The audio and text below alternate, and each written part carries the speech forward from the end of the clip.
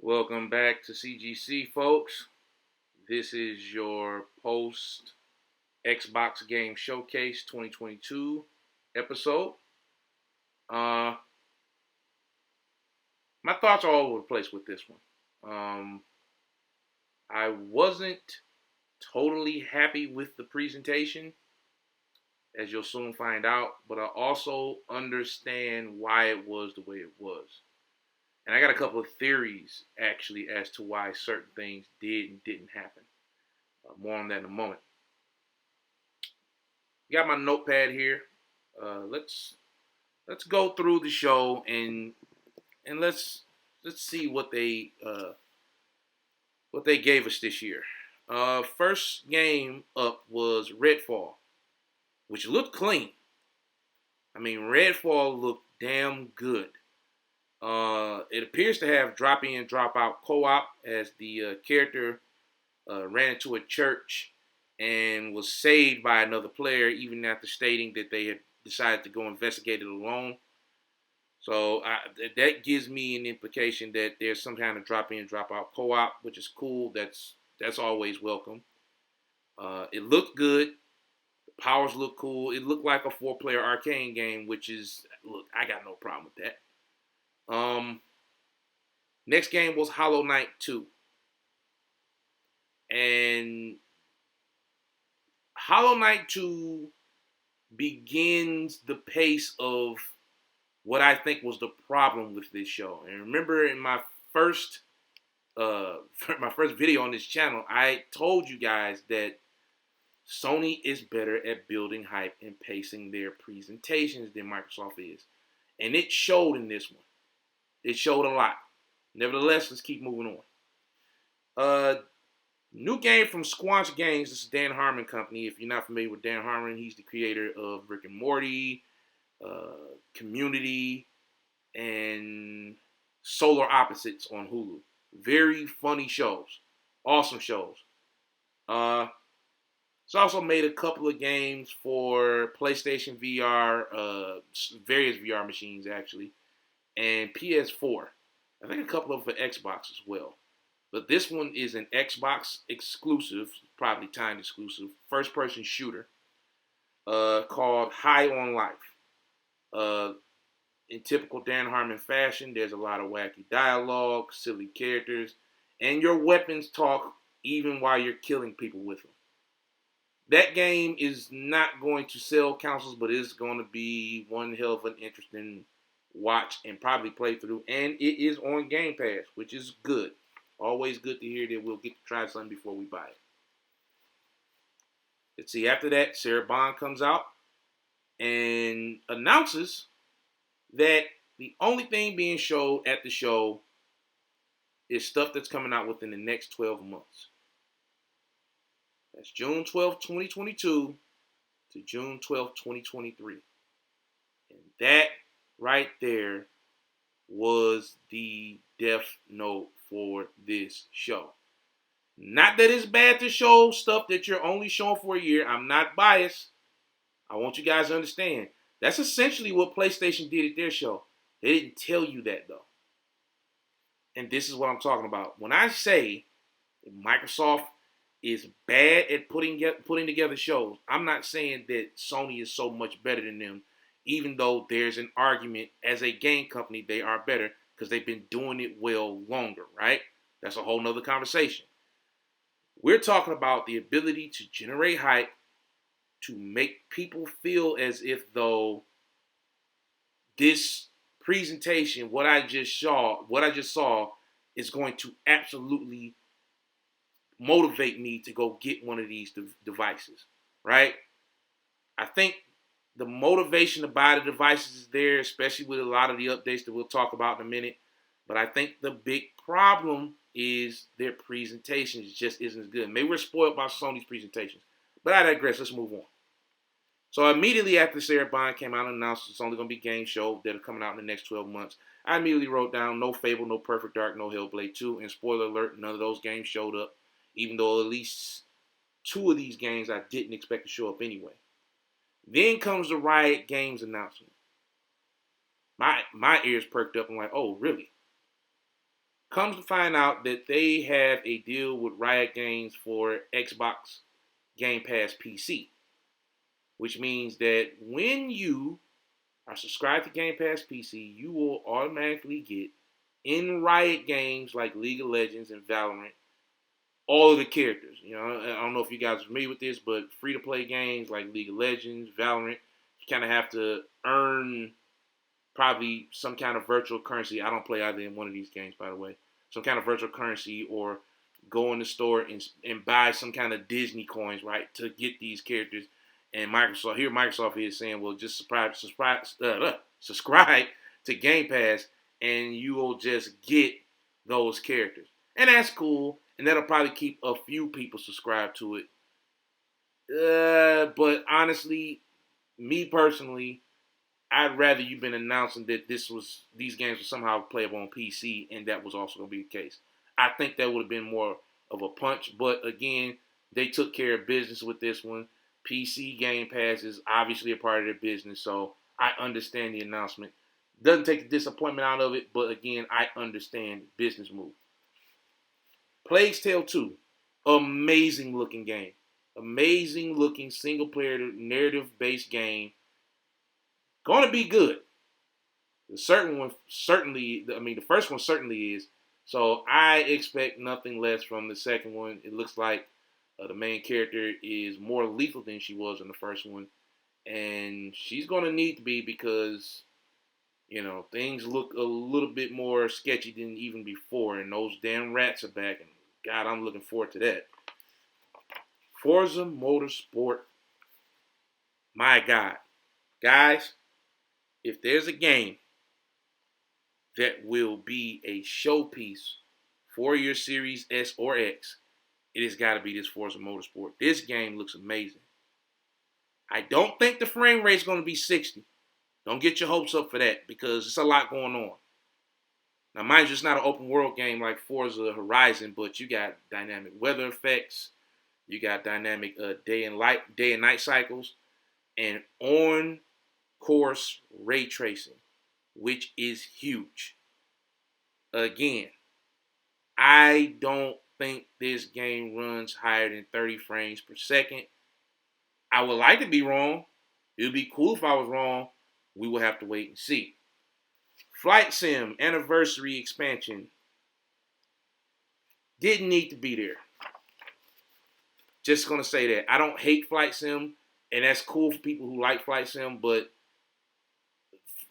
that announcement begins a pattern that I will elaborate on, which made this show not as great to me as it probably should have been. Let's see. Then we got Overwatch 2. Announced as free to play. Okay. Awesome. Overwatch is a cool game. Fun game. But if it's going free to play, and also it's on everything, why did you need to announce it here? Let's see. Then we got a strategy game that I thought was Humankind from Sega, but it ends up being a game called Aura History Untold. It was a CG cutscene, nothing much more to it there. And then P. Hines comes out, announces the Elder Scrolls Online expansion, High Isle, which comes out next week. Didn't need to be on this show. Fallout 76, Exhibitions of the Pit, didn't need to be on this show. Let's see. Forza Horizon 5 expansion, Hot Wheels, looks fun, didn't need to be on this show. Arc 2, Vin Diesel on a dinosaur, CG trailer, didn't need to be on this show. Scorn, I'm not feeling Scorn. I haven't been feeling Scorn since I first saw it. I just don't care, right? Like, after seeing something like the Callisto Protocol, like, Scorn should have probably came out 2 years ago. It wasn't ready. That's on them. I hope it does well, but I don't see how anybody outside of people who are really into certain levels of gore and horror would want to play this. And even then, like I said, Callisto Protocol seems like it scratches that itch better. Flintlock. Very cool looking game.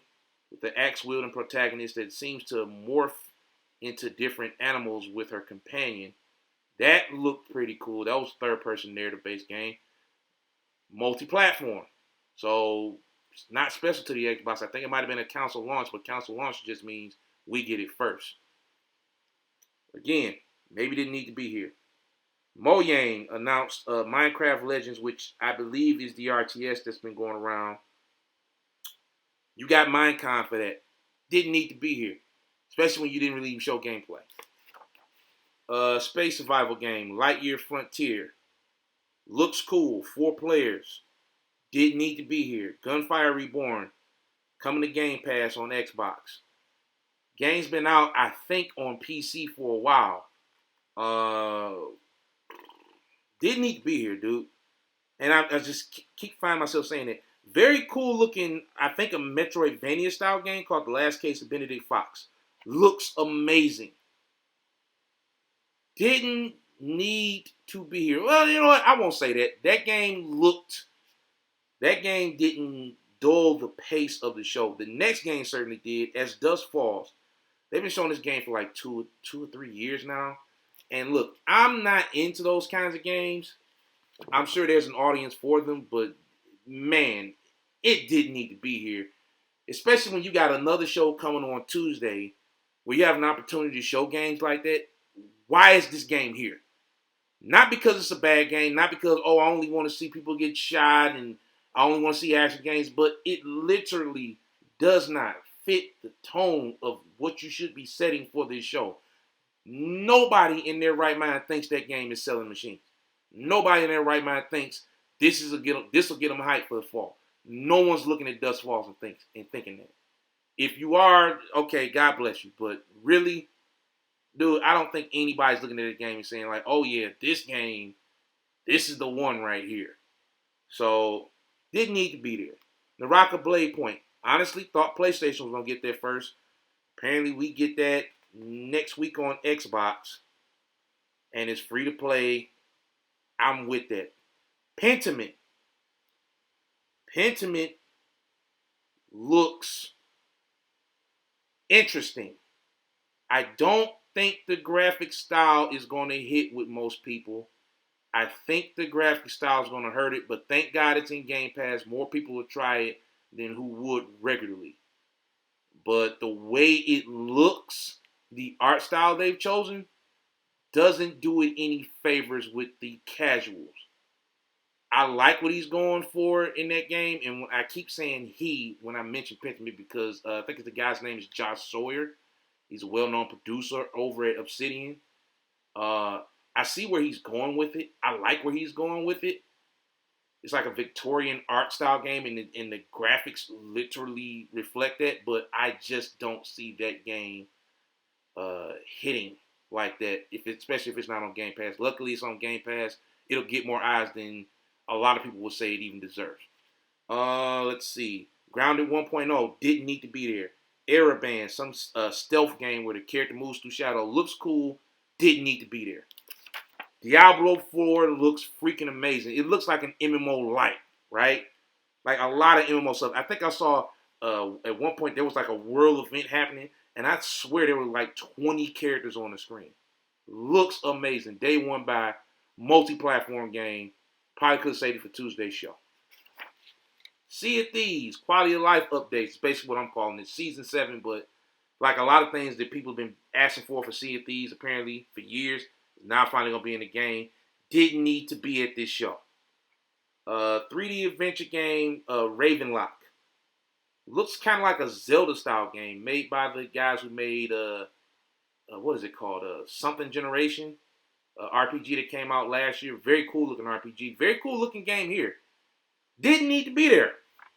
Platformer from the guys who made Inside Cocoon. Once again, didn't need to be there.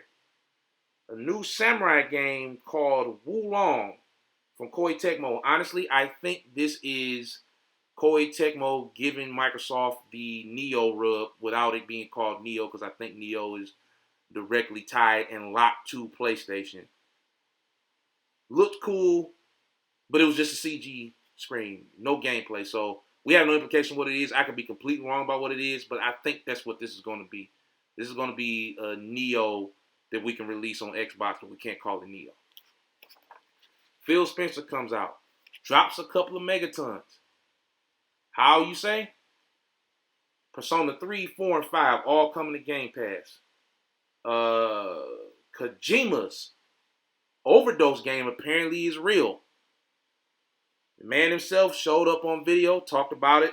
It is coming to Xbox. And then we had Starfield, which looked like a Bethesda game. What does that mean? Well, it looked like it was vast. It looked like it was full of content. It looked like something that once people, in particular modders, get their hands on it, they're going to go crazy with it. And it looked like it had a bucket load of content, but graphically didn't wow me. And I didn't expect it would because, I mean, realistically, it's probably an Xbox One and PS4 game that the scope for it became too big and they had to stretch it to PS5 at the time and Xbox Series. And between Sony jostling for it and Microsoft buying the whole farm and saying, yeah, that game's come with us, that's where we are with that one. I didn't hate anything I saw about Starfield. I think Starfield looks amazing. Spaceship combat, spaceship customization, weapon customization, character customization. You're going to see a lot of YouTube pundits talk about the dead eyes in that game. They are not lying. The characters appear to have kind of like dead, staring into space eyes. I personally know and understand why that is. And it's just to break it down to you, it's the scope of the game, dude. There's certain details you're not going to hit when, like, what does they say here? 1,000 planets are in the game. Probably most of them are empty vases of nothing that'll probably be filled with DLC, possibly at some point. And some kind of gameplay loop that makes it not necessarily mandatory, but fun to go to all 1,000 of those planets. But yeah, it looked cool. It looked like a Bethesda game running on new hardware. And that was essentially the show. No GoldenEye Shadow Drop. No Avowed. And I got a theory about Avowed not dropping. And I'm going to be honest with you guys. Avowed probably didn't drop because when compared to Starfield, especially in the animation, and particularly the facial animation department, it probably made Starfield look stupid. And the problem with that is most gamers, and I don't care how many platinum trophies or achievements you got, if you've never developed a game before and you don't understand constraints of a development cycle, you're not going to understand that if you have one thing, you're going to lose something else 9 times out of 10. Mostly based on time, development time, and the capabilities of the machine. I'm pretty sure the machine is capable of it, but it's probably a development thing. Now, this game had a carpeted date of early 2023, which could be anything, right? They didn't give a concrete date on a lot of these games, which is another big problem. But if you take a game like Avowed, which is rumored to be like a little bit smaller than Skyrim, underground city, all that good stuff, right? If the facial animations are tight on that because Obsidian is so good at doing it, and if you played the Outer Worlds, you know that Obsidian is really good at facial animations on their characters. Animations in general are better than what the last couple of Fallouts and Elder Scrolls have in them. If Obsidian showed that to the executives at Xbox and they looked at Starfield, they were probably like, damn, this is outclassing our biggest game in this department. And the fans are going to look at this and say, one game killed the other. I think that is why Avowed got moved. I don't know for a fact. I don't work there. Hell, the game could actually not be ready to show, not be done.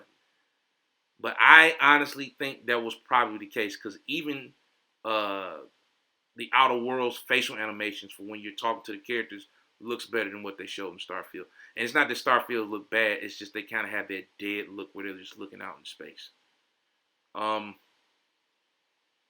This show wasn't bad, man. It's just, it was too damn long. It didn't need to be an hour and 35 minutes if they didn't have a lot of first party stuff to show, and they didn't. A lot of those indie games, while they look cool, could have been shown on Tuesday at that show, or could have been given to Jeff Keighley to show at his event. All of those expansions, Microsoft, you got to stop doing that. Stop putting those damn expansions in your presentation.